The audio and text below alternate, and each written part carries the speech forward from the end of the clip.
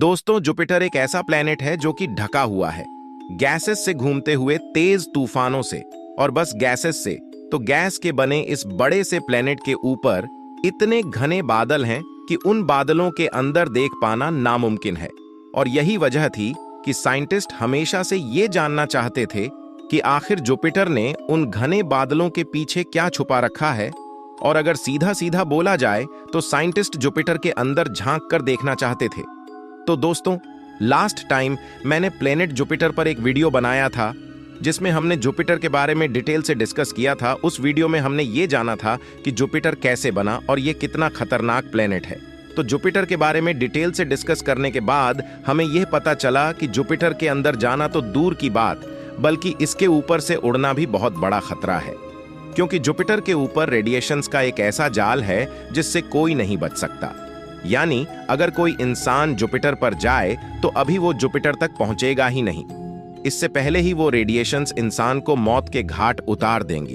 तो वेल इंसान तो जुपिटर पर जाने से रहा था, लेकिन ये काम एक स्पेसक्राफ्ट तो कर ही सकता था। तो यही सब सोचकर साइंटिस्ट गैलीलियो नाम के एक स्पेसक्राफ्ट को डिजाइन करते हैं जिसे वह जुपिटर के अंदर उतारने का सोचते हैं। तो जैसे ही वह स्पेसक्राफ्ट जुपिटर के अंदर गया तो उसने क्या देखा और उसके साथ फिर क्या हुआ, यही है हमारी आज की इस वीडियो का टॉपिक, जो कि हमारी जुपिटर सीरीज का पार्ट 2 है। तो हमेशा की तरह ये वीडियो भी काफी ज्यादा इंटरेस्टिंग होगा, इसीलिए इसको एंड तक देखते रहना। तो दोस्तों, अगर हमें जुपिटर के अंदर जाने की इस कहानी को अच्छे से समझना है तो हमें इसको शुरू से शुरू करना पड़ेगा। यानी हमें वक्त में पीछे जाकर यह देखना पड़ेगा कि आखिर जुपिटर के अंदर जाने का आइडिया साइंटिस्ट को कैसे आया। तो चलो थोड़ा पीछे चलते हैं और समझते हैं इस पूरी कहानी को। तो दोस्तों, वैसे तो जुपिटर पर अब तक 9 स्पेसक्राफ्ट्स भेजे जा चुके हैं, लेकिन यह बात है उस टाइम की जब 2 ट्विन स्पेसक्राफ्ट्स यानी वॉयेजर 1 और वॉयेजर 2 जुपिटर के पास से फ्लाई बाय करके जाते हैं। तो जैसे ही वो दोनों स्पेसक्राफ्ट जुपिटर के पास से गुजरे तो उन्होंने देखा कि जुपिटर के पास भी अपने रिंग्स हैं जो कि काफी पतले हैं। और साथ ही साथ उन स्पेसक्राफ्ट्स ने जुपिटर के कुछ नए मूव्स भी देखे। तो जब साइंटिस्ट ने यह सब देखा तो उन्होंने सोचा कि क्यों ना एक ऐसा स्पेसक्राफ्ट बनाया जाए जो कि ये पता लगा पाए कि आखिर जुपिटर के पास रिंग्स कैसे आए, और साथ ही साथ वो स्पेसक्राफ्ट जुपिटर के मस को भी अच्छे से स्टडी करें, और खास तौर पर जुपिटर के 4 बड़े मस को। तो साइंटिस्ट यह सब सोच ही रहे थे, तो उन्हें यह आइडिया आता है कि क्यों ना इसी बहाने वो स्पेसक्राफ्ट के साथ एक प्रोब को भी अटैच कर दें जो कि जुपिटर के अंदर लैंड करें और हमें जुपिटर के अंदर का मंजर दिखा पाए। तो इन्हीं सब चीजों को मद्देनजर रखकर साइंटिस्ट एक स्पेशल स्पेसक्राफ्ट को डिजाइन करते हैं और उसके साथ वो एक बड़े से प्रोब को भी अटैच कर देते हैं। खैर, वो स्पेसक्राफ्ट और प्रोब तो रेडी हो चुके थे, लेकिन अब परेशानी यह थी कि साइंटिस्ट को समझ नहीं आ रहा था कि वो स्पेसक्राफ्ट और उस प्रोब को क्या नाम दें। तो जॉन आर कजानी नाम के इंजीनियर उस टाइम इस प्रोजेक्ट को मैनेज कर रहे थे। उन्होंने कम्युनिटी में बहुत सारे नेम सजेस्ट किए और वोटिंग कराई। तो जिस नेम पर सबसे ज्यादा वोट्स आए वो था गैलीलियो, क्योंकि दोस्तों गैलीलियो पहला इंसान था जिसने सबसे पहले टेलीस्कोप से जुपिटर को देखा, और साथ ही साथ उसने जुपिटर के 4 सबसे बड़े मस भी देखे। और अगर देखा जाए तो यही काम उस स्पेसक्राफ्ट का भी था, उसको जुपिटर को अच्छे से स्टडी करना था। और साथ ही साथ जुपिटर के 4 बड़े मूव्स को भी तो सबको यही लगा कि गैलीलियो नाम स्पेसक्राफ्ट के लिए परफेक्ट रहेगा। तो बस उस स्पेसक्राफ्ट का नाम गैलीलियो स्पेसक्राफ्ट रखा गया और उस प्रोब का नाम भी गैलीलियो प्रोब रख दिया गया। दोस्तों, गैलीलियो पहला ऐसा स्पेसक्राफ्ट था जिसको जुपिटर के गिर्द घूमना था, क्योंकि उससे पहले जितने भी स्पेसक्राफ्ट जुपिटर पर गए थे तो वो बस जुपिटर के पास से फ्लाई बाय करके गए थे। तो गैलीलियो पहला ऐसा स्पेसक्राफ्ट था जिसे जुपिटर के गिर्द ऑन ऑर्बिट करना था। तो फाइनली गैलीलियो को 18 अक्टूबर 1929 में लॉन्च कर दिया गया, जो फिर जुपिटर पर 7 दिसंबर 1995 में पहुंचा था। यानी उस स्पेसक्राफ्ट को जुपिटर तक पहुंचने में पूरे 6 साल लग गए थे। और अपने इस 6 साल के लंबे सफर में गैलीलियो ने बहुत सारी नई चीजों को भी डिस्कवर किया, जैसे कि एस्टेरॉइड्स, जी हाँ दोस्तों, गैलीलियो पहला ऐसा स्पेसक्राफ्ट बना जिसने एस्टेरॉइड्स को बहुत पास से देखा। साल 1991 में गैलीलियो ने पहली बार एक एस्टेरॉइड को बहुत पास से देखा जिसका नाम 951 गैसप था, और उसके 2 साल बाद ही यानी 1993 में गैलीलियो ने एक और एस्टेरॉइड 243 आइड के पास से भी फ्लाई बाय किया, और साथ ही साथ उसने यह देखा कि 243 आइड के पास अपना एक चांद है। तो यह सब देखने के बाद साइंटिस्ट काफी हैरान हुए, क्योंकि वह पहली बार किसी एस्टेरॉइड का चांद देख रहे थे, वरना तब तक उन्हें यही लगता था कि चांद सिर्फ प्लेनेट के पास होते हैं।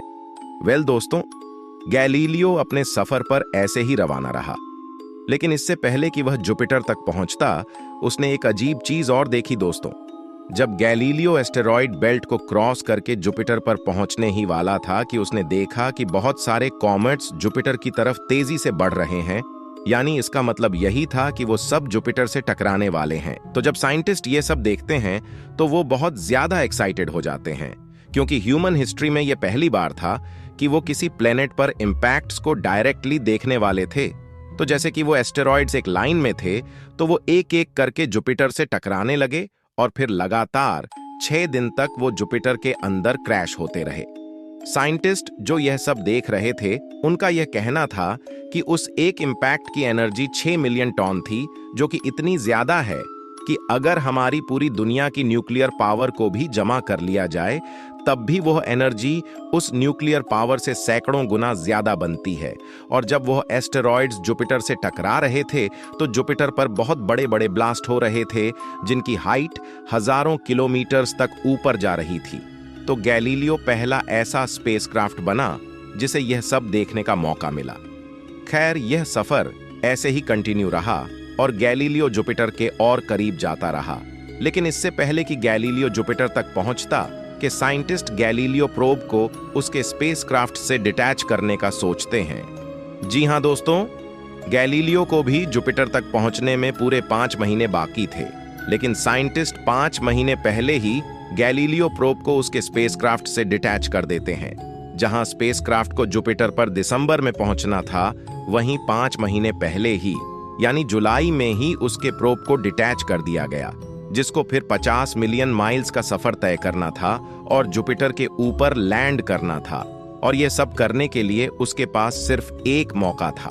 खैर, जैसे ही वह प्रोब डिटैच होता है, तो वह जुपिटर की तरफ अपना सफर शुरू कर देता है, और सिर्फ 6 घंटों में ही वह पूरे 50 मिलियन माइल्स का डिस्टेंस कवर कर लेता है, क्योंकि जुपिटर की हाई ग्रेविटी उसे इतना जोर से खींच रही थी कि उसकी स्पीड 10,000 किमी पर आवर से भी ज्यादा हो चुकी थी, जो कि अब तक की बनाई जाने वाली सभी ह्यूमन मेड ऑब्जेक्ट्स की स्पीड में सबसे हाईएस्ट स्पीड रिकॉर्ड हुई। इनफैक्ट उस स्पीड का अंदाजा आप इस बात से लगा सकते हो कि अगर कोई प्लेन उस स्पीड से उड़ता है तो वह दिल्ली से लाहौर सिर्फ 1 सेकंड में पहुंच जाएगा। साथ ही के साथ उस प्रोब का टेम्परेचर 8000 डिग्री सेल्सियस हो चुका था, जो कि सूरज के टेम्परेचर से भी काफी ज्यादा है।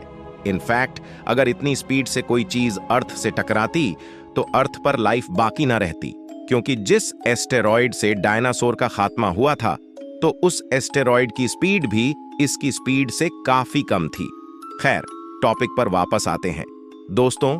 यह सब 6 घंटे तक चलता रहा और आखिरकार वो प्रोब जुपिटर के एटमॉस्फेयर के अंदर दाखिल हुआ। तो जैसे ही अब जुपिटर के एटमॉस्फेयर के अंदर घुसता है, तो फौरन से एक पैराशूट ओपन हो जाता है, जिससे उस प्रोब की स्पीड, जो कि 1000 किमी पर आवर से भी ज्यादा थी, वो काफी स्लो हो जाती है और सिर्फ 166 किमी पर आवर रह जाती है, जिससे वो प्रोब जुपिटर के अंदर धीरे धीरे उतरने लगता है और यहां से वो जुपिटर को स्टडी करना शुरू कर देता है।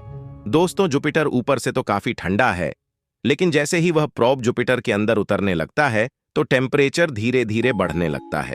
और जैसे कि मैंने अपनी पिछली वीडियो में बताया था कि जुपिटर उन्हीं एलिमेंट से बना है जिन एलिमेंट से एक स्टार बनता है, यानी हाइड्रोजन और हीली।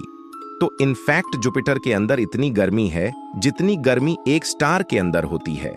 तो वह प्रोब जुपिटर के उन घने बादलों के अंदर एक ऐसा एनवायरनमेंट देखता है जैसा आज से पहले किसी भी प्लेनेट पर नहीं देखा गया। वह देखता है कि जुपिटर के अंदर कड़कती हुई बिजली के तेज तूफान है, जहां टेम्परेचर 300 डिग्री सेल्सियस से भी ज्यादा है। यानी जुपिटर ऊपर से जितना शांत है, अंदर से ये उतना ही ज्यादा भयानक है, जो कि एक ऐसी दुनिया है जहां सिर्फ और सिर्फ तबाही का मंजर है। खैर, वो प्रो पूरे 58 मिनट तक जुपिटर के अंदर सरवाइव करता है और सिर्फ 160 किमी नीचे जाने के बाद वह जलना शुरू हो जाता है, क्योंकि उस पॉइंट पर जुपिटर का प्रेशर और हीट इतनी बढ़ जाती है कि वो उस प्रोब को जलाकर राख कर देती है। तो फिर वो प्रोब गायब हो जाता है और हमें जुपिटर के और अंदर नहीं दिखा पाता, जिसकी वजह से जुपिटर के बहुत से राज हमारी पहुंच से दूर रह जाते हैं। खैर, ये तो हो गई गैलीलियो प्रोब की स्टोरी, जो कि अब हमेशा के लिए जुपिटर का एक पार्ट बनकर रह गया। अब बचा गैलीलियो स्पेसक्राफ्ट। तो वो 5 महीने बाद जुपिटर के ऑन ऑर्बिट में पहुंच जाता है और जुपिटर के 4 बड़े मंस को स्टडी करने लगता है। तो जैसे ही वह उन मंस को स्टडी करता है तो उसे कुछ अजीब दिखता है।